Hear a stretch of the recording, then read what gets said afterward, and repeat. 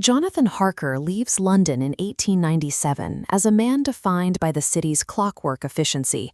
He operates entirely on schedules, rational thought, and the predictable rhythms of a global metropolis.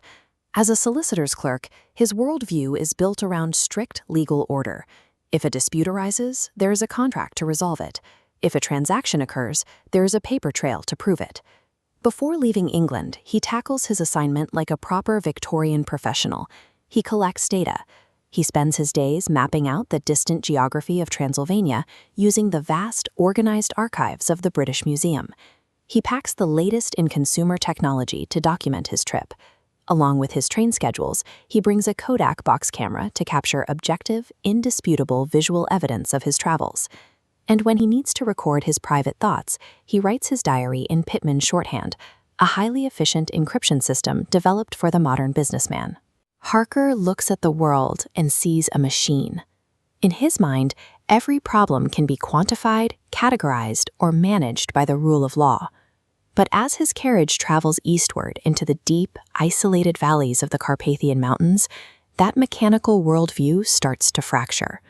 The first things to fail are the physical systems he trusts most. The trains run increasingly late, making his meticulously planned itineraries completely useless. Then he meets the locals. They warn him about demons, werewolves, and the evil eye. Harker, polite but detached, writes these off as the quaint superstitions of an uneducated populace.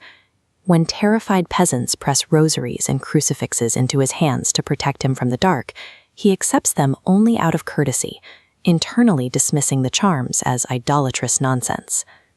He is a man armed with legal pads, timetables, and unshakable logic, confidently stepping into a realm where those concepts hold absolutely zero power. Inside the walls of Castle Dracula, the mental toolkit Harker brought from London begins to fail him.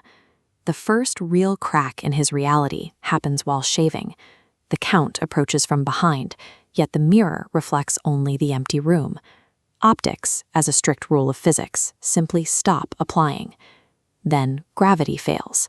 Looking out his window, Harker watches his host crawl face down, lizard style, straight down the vertical stone of the castle wall and out over a 1,000-foot abyss. Even the laws of physical matter evaporate. 3 phantom women corner him in a dusty room, materializing entirely out of swirling moonbeams. They cast no physical shadows on the floor beneath them. Every metric Harker uses to understand reality is actively breaking down. He realizes, with creeping horror, that 19th century science offers zero protection against a supernatural predator. Harker soon discovers that the Count is a strategic predator who has spent years studying the intricacies of English society. The Count forces his prisoner to act as his solicitor, extracting explanations of English property law to secure the purchase of Carfax Abbey near London. He probes Harker on modern banking networks and international shipping logistics, executing a plan to route 50 boxes of Transylvanian earth through distant seaports. Dracula is building a logistical pipeline from his decaying stronghold straight into the crowded streets of London. The ultimate irony of Harker's imprisonment is that the exact tools he worships, the contracts, the deeds, and the legal frameworks, are the very mechanisms facilitating the monster's invasion. Having extracted everything he needs, Dracula begins neutralizing Harker, stripping away every modern tool the clerk could use to call for help.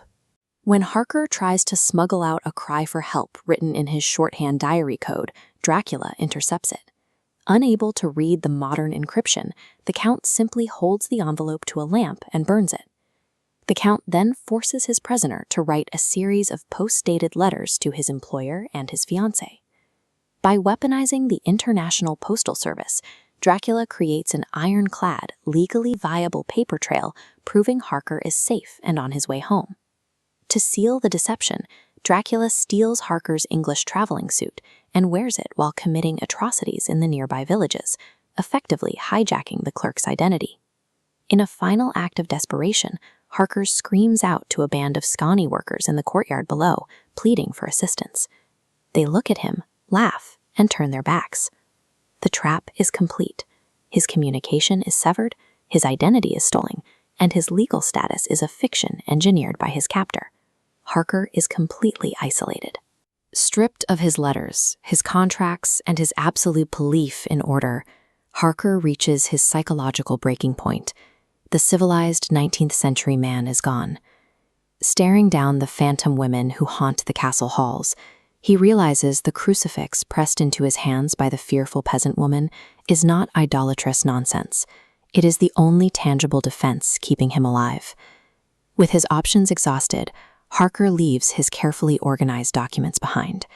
He crawls out the high window and attempts to scale the sheer vertical stone of the castle with his bare hands, risking a 1,000-foot drop rather than wait for the vampire.